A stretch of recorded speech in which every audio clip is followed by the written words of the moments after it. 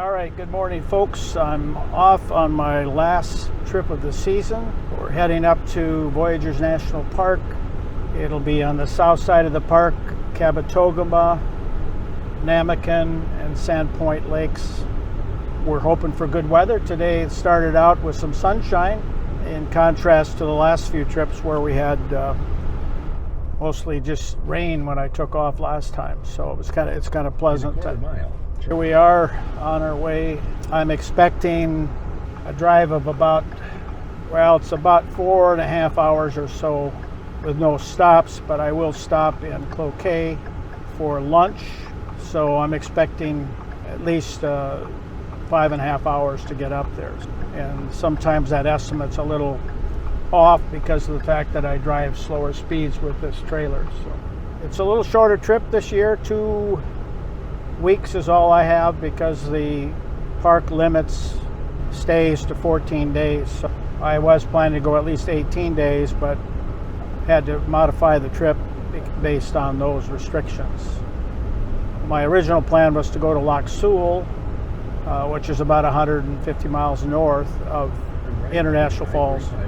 That's a change in plans, partly because I couldn't get any information on that lake. Information from the city and the recreational organizations up there never responded to my emails, and I have no clue why. I'll pursue it a little bit more this winter and see if I can figure out what's going on. It was a little disappointing because I was planning to go up there, but in the end this is fine because I have a known place that I'm going to. I know there's good kayaking, hiking. It's a good, got good sites, boat sites, and so it should be pleasant as long as the weather allows me to do those things, and I'm hoping that it does. Here we go, and we'll be in touch throughout the trip. It takes me a couple hours, as I said before, to set up when I get there, so I don't expect to get on the water until 3:30, 4 o'clock, and I'm going, initial plan is maybe go about 5 miles or so, not too far. And we'll see how that turns out and what the winds are. It's supposed to be a pretty decent day. Cool, so it'll be nice to work. Nothing too adverse in terms of temperatures, either warm or cold. So I'm a little bit, about halfway to the lunch stop, Sandstone, Minnesota. And I'll turn the camera around here so you can get a view of what the road looks like up here. There's a little bit of a color change. Very minor, but it's starting to change. And as you can see, we still have a nice sunny day. We had some heavier fog back on the road there a while back. Didn't impede the drive at all, but there was fog, and which is a good sign because that means there's good stable air for the day. So it shouldn't be windy on the lake when I get up there, which always makes it a little easier for launching. We're trucking along. We'll stop in Cloquet for 45 minutes or so before heading on up the road. That's a road intersection at Cloquet. We take off from I-35 and go on Highway 33 north towards Virginia, Minnesota, and then on up to the lake from there. So that's the progression. And there's the first turnoff for Sandstone, and looks like there could be a little color up at the lake based on what I'm seeing here. The change this year is kind of late, it seems like to me. Normally you get more color even in late August sometimes, but this year it's late. It's always nice if you can get some good color on the lake and take some good pictures of colors, fall colors. It's always adds to the beauty of the area. We'll see when we get there. I'll check off again, and we'll get back to you later when we get up towards Cloquet. All right, folks, I'm just entering Cloquet here. We'll have breakfast here before I move on up the road, and I'll turn you around so you can see the town here. I usually go to the Perkins in town because they have really good parking and allows me to get in and out with a minimal of trouble. There's usually a little traffic here in town, but for the most part, no problem. The road up to the lake continues through Cloquet right on up to Virginia, Minnesota. Take a break here. Got a few things I need to do in the boat, and then we'll be on our way. Truck transmission seems to be functioning okay. There's a little bit of shifting's a little bit hard at the lower gears. They told me that was just the memory that has to be restored. I'm not so sure about that because it did that before, and overall it seems to be functioning correctly. And there's Perkins on the hill on the left hand side. Looks like I will not be able to make my turn. I could make a turn here, but there's too much traffic right now, so I can maybe go after this boat trailer.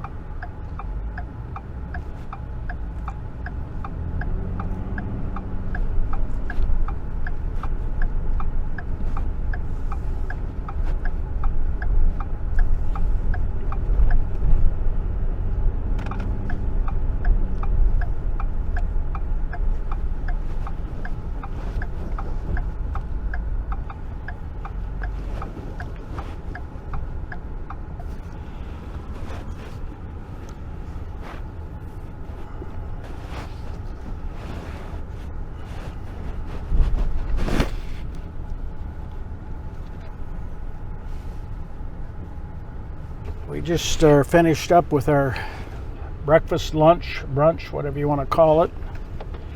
And now we're heading off. I hope all these boats, I'll turn around here. You can see there's a bunch of boaters going out. 4 of them, 5 of them actually. I hope they're not going where I'm going. Ended up cutting a corner, hitting the curb with the trailer coming in here. It was a lot of traffic on this intersection. And we're heading north on 33. We've got 2.5 hours or so to get before we get to the lake. So based on that, it's 11:15, so it's going to be about 1:45, I guess. So we're just heading north out of Cloquet, kind of a small town of maybe 2,500, 3,000. I'm not sure what it is. Just about 20 miles from Duluth. Bridge over the tracks here in the river. Coming into Evth, Minnesota. The Hockey Hall of Fame is here. And then right after that, we'll be kind of going through some of the mine area and then into Virginia. They're kind of sister cities here. So I'll turn you around so you can see that. There's kind of the ridge there. You can see some of the mine off to the left there. That's probably all remnants from the pit mines. Little color showing at the top of the ridges there. Got about 70 miles to go yet. Just coming into Virginia. Really old mining area. This particular iron mining area fed the steel belt over in the Ohio and that area. Still hauling taconite out of here and back to that area to make steel. So it's still active, but not what it was in the heyday. Mostly clear skies, which is a big plus. Solar's getting plenty of energy. In fact, at lunch I switched it over to feed the batteries, house batteries, instead of the solar battery, because it was at 100%, and I figured I could use that energy to keep the house up, which also feeds the starting battery. Solar's helping out today, and it's nice and cool. It's an excellent fall day, beautiful day to start the trip. It's supposed to be rain tomorrow, but I don't feel like that's going to be a big factor. It looks like, just some short rain showers coming through. It doesn't look like a long spell. You can see some big wind generators up there on the hill top, off in the distance. Mine off to the left there. I don't know if you can see that. And deep gorge to the right, which you can't see. There's some more mining area. There are the results of open pit mining. All right, folks, we're in the town of Orr, And I'll turn you around to let you see this small community. I stopped here a couple years ago for lunch on the way home. May do that again when I go back. It's pretty small, and it's located on Pelican Lake. There's more than one Pelican Lake in Minnesota, but this is the one in Orr. We're getting closer. Should be there in less than an hour. A little more color in this area, so we should have color on the lake based on what we're seeing here. So far the drive's gone smoothly. Truck transmission is working fine.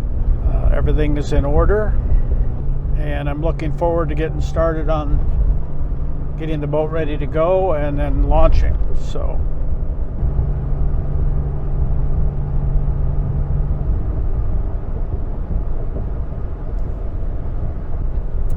all right, folks, we're at the entrance to the park here. I'm just turning to go up into the park, the entrance here.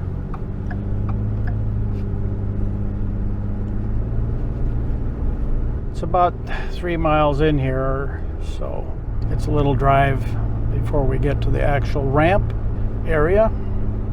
Skies are even bluer than they were earlier. No real wind to speak of. 60 degrees outside temperature. Should be a perfect start of the trip. Just hope that the launch goes smoothly. There's several overlooks along the way here. I'm not stopping because pulling a boat is not very conducive to pulling into those overlooks unless I know there's plenty of room. And right now my focus is to get out on the water. That's the priority. When we get there, we'll just take a look first, overview of the area, probably use the restroom, and then get started on the work. Like I said in the past, it's usually close to 2 hours by the time you get away from the ramp. Just a lot of small details that have to be taken. That'll be a question of how many boats are there. That's always a question. You know, how busy the ramp is. I do expect several parked trailers because it's still a prime part of the season. So, but it may not be real busy. There's just a lot of boats on the lake, and they are limited to 14 days parking, so the locals can't just use the ramp and plug it up. So it's usually people that are out fishing for a period of time, or maybe staying at a cabin for a few days. Getting closer, just over half a mile. You know, that parking area there is pretty empty.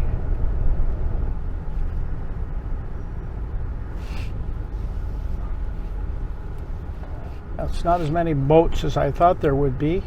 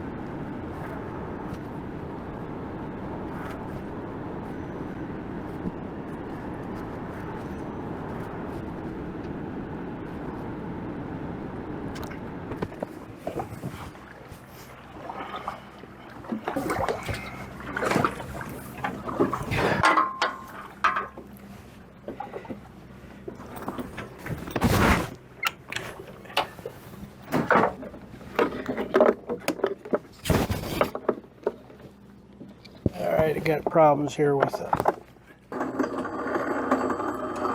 Can't get the chain undone because it boat slid back.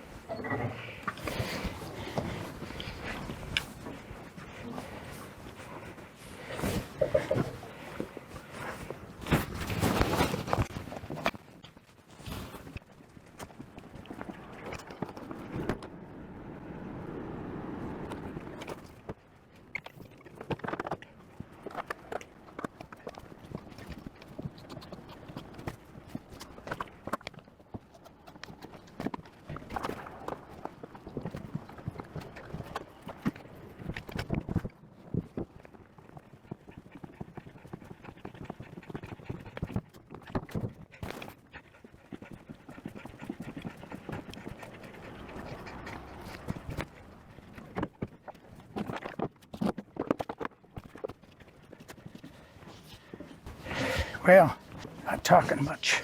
Too busy trying to get this boat underway.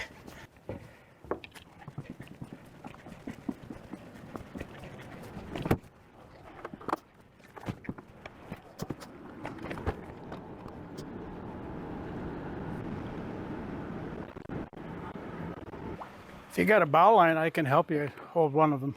Oh, I think we'll be okay. Okay. But thank you anyway. Yeah, well, I'm parked here, so there's the only place there's cleats is on the end. Oh, is there? Okay. I don't know what the deal is, why they didn't put cleats on this Go dock. figure. Yeah. Howdy. Well, I'm trying to get going here, but I lost my sunglasses. Well, there they are.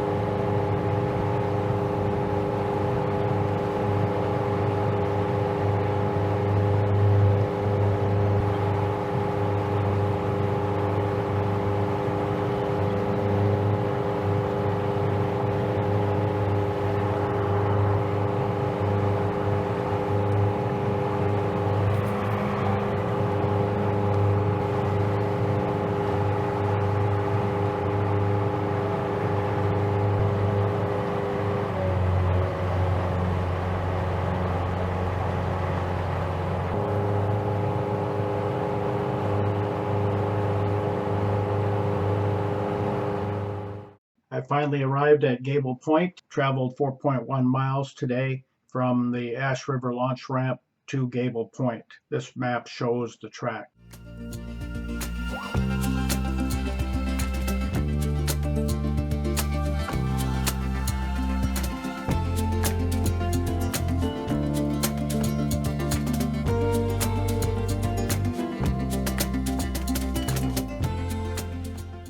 Here's the park map showing the destination of Gable Point at N53, and some of the other chart features are campsites besides the boat sites, and also you'll find trails, information, and that sort of thing.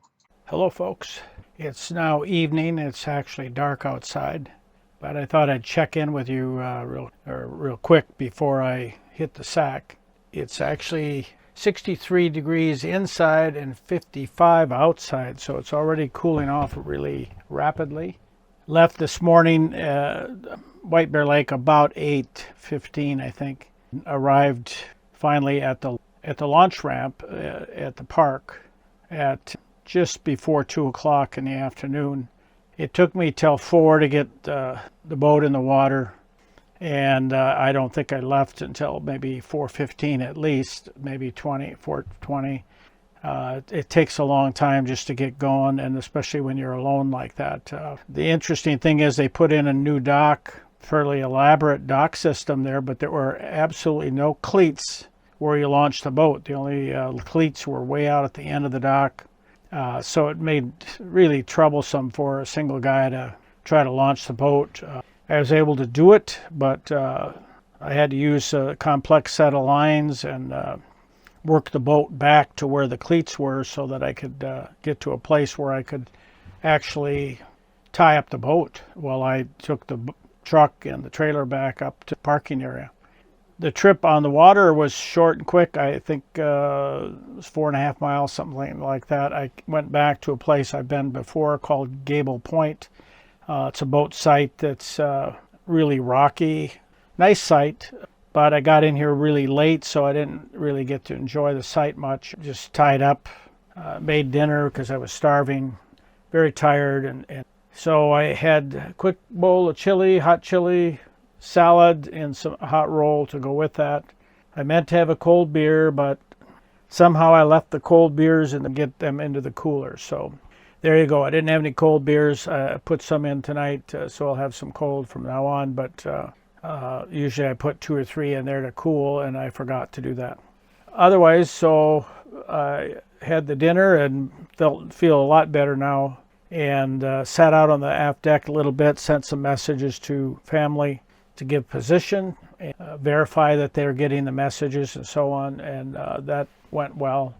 But I didn't stay out there long because it cooled off really rapidly as soon as that sun went down. Ready to hit the sack. I'll probably listen to an audiobook a little bit, but boy, I'm tired, and I'll sleep tonight. I'm not sure exactly what my plan is for tomorrow. The drive up went smoothly. There was no issues with the truck transmission. I did have repairs done there, but you never know. It seemed to be towed just fine, and I had really fine fall weather. It was a kind of a mostly clear day, cool, crisp, a little bit of color in the woods. Not as much as I would have expected this far north, but there is color here, and I expect it'll probably rapidly increase as I go through the trip here for the 2 weeks. So a lot of trouble with cameras again, and it's just way too much to do on the first day, it seems like, to try to do cameras as well as just get launched. It's a lot of work, and I'm glad I'm here. I'm glad I can relax for a while, because this first day is always intense. A lot of things to do, a lot of things to remember. Fortunately, nothing critical was missed. Most of the items that were errors on my part were checklist items that just were not carefully, either were missing from the checklist, or I just missed and didn't see it on the list. Nothing critical, but a few things that I wished I'd have done. With that, we'll call it a day, and we'll see you tomorrow.